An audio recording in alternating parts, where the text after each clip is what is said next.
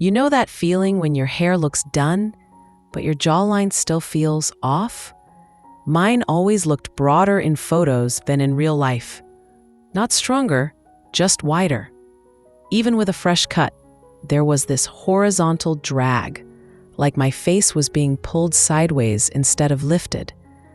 I blamed weight gain, bad lighting, my glasses, everything but the one thing actually framing it all, the hair. And here's what no one tells you. Layers can slim the face, but only if they fall in the right place. After 60, when the lower face softens and the muscle tone fades, a heavy outer line exaggerates every bit of it. I wasn't looking for drama. I just wanted my profile back.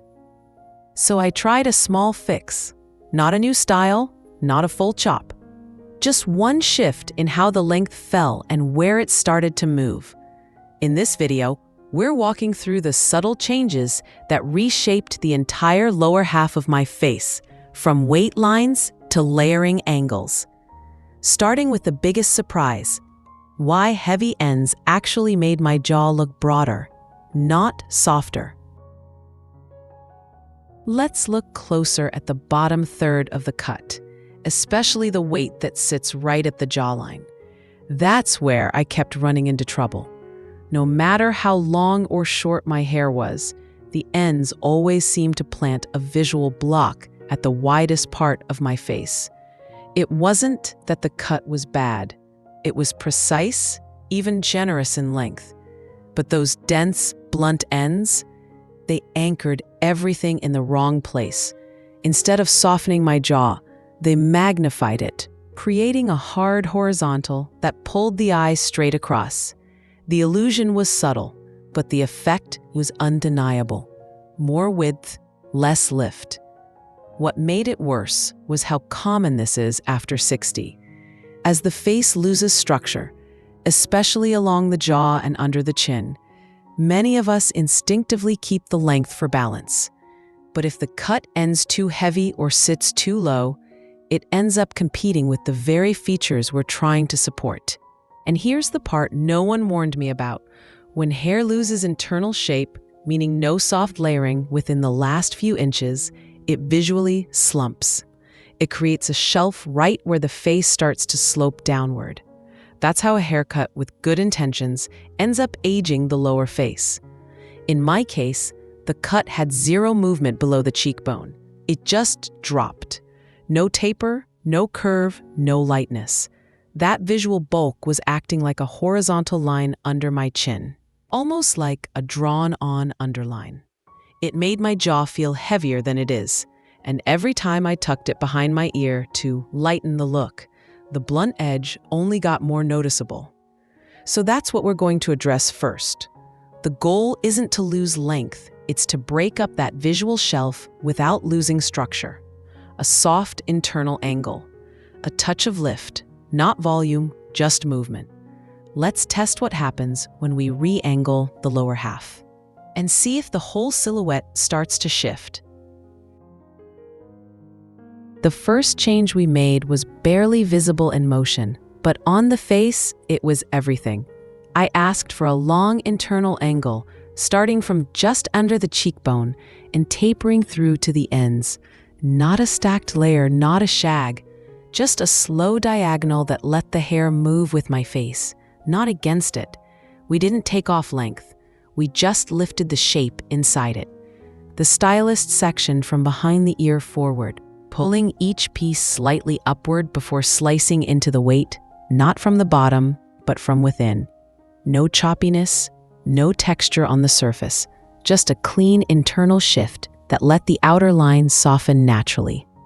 Right away, I could feel the difference when the blow dryer came out. The hair didn't hang, it floated.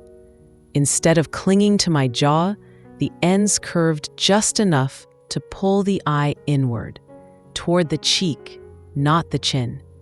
The effect was subtle, but it rebalanced my whole profile. My neck looked longer. My posture felt more open. I wasn't expecting it, but the shadow under my jaw, the one that always showed up in photos, practically disappeared. And here's why it worked. Before, all the weight was sitting at the bottom, collapsing the line of the cut into one visual block. But by shifting that angle upward, even just slightly, it created space. The eye now follows a soft diagonal from cheekbone to collarbone, instead of hitting a wall right at the mandible. It didn't take layers all over, just the right kind of lift. Quiet, intentional, invisible from the front, but game-changing from every other angle. Now that we've lightened the lower half, we're ready to refine the next zone, the sides. Because soft angles are only half the story. It's the shaping around the jaw that decides whether it looks defined or just drooping. Once the internal weight shifted, I could finally see what was still missing. The shape around the jaw wasn't wrong. It was just too exact. The line was clean, yes, but it had no give, no suggestion of movement. And when you're over 60, that kind of precision doesn't flatter, it stiffens. So we refined. Instead of shortening, we worked with the hair that was already there, loosening it just enough to break the edge. A few invisible layers were added right where the jaw begins to curve under the ear. Nothing dramatic, just enough to create a suggestion of shape, not a declaration. The technique was subtle, slicing in from underneath, not above, using long strokes to let the hair shift naturally without exposing the layers. No visible choppiness, no feathered face framing that clings to the cheekbones and does more harm than good. And the difference? It was like the whole lower face exhaled. That tight, boxy frame softened into something fluid, something that moved with my expression. The jawline didn't look snatched, as the younger ones say. It looked alive.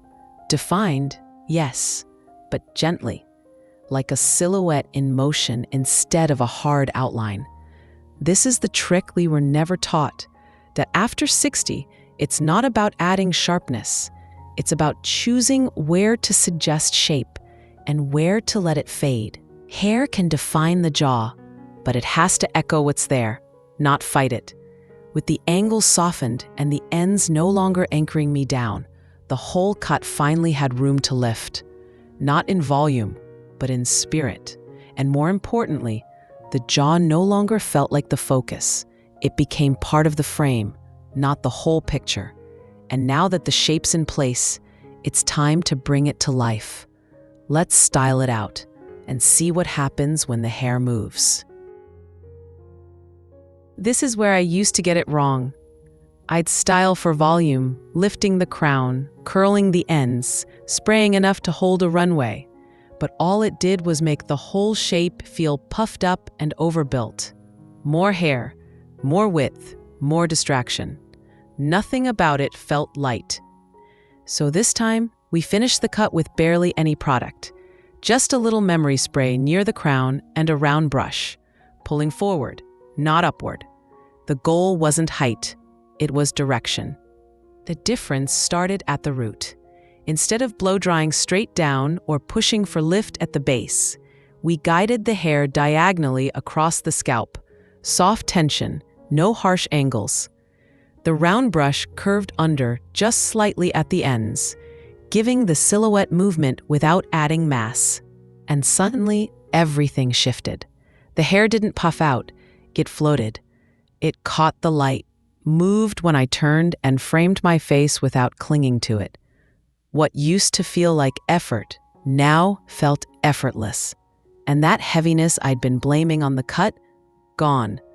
Here's what I realized mid-styling. It's not about how much volume you create. It's about where the movement begins. When the top flows forward and the bottom releases, the whole shape lightens. It doesn't get smaller. It gets quieter in the best way.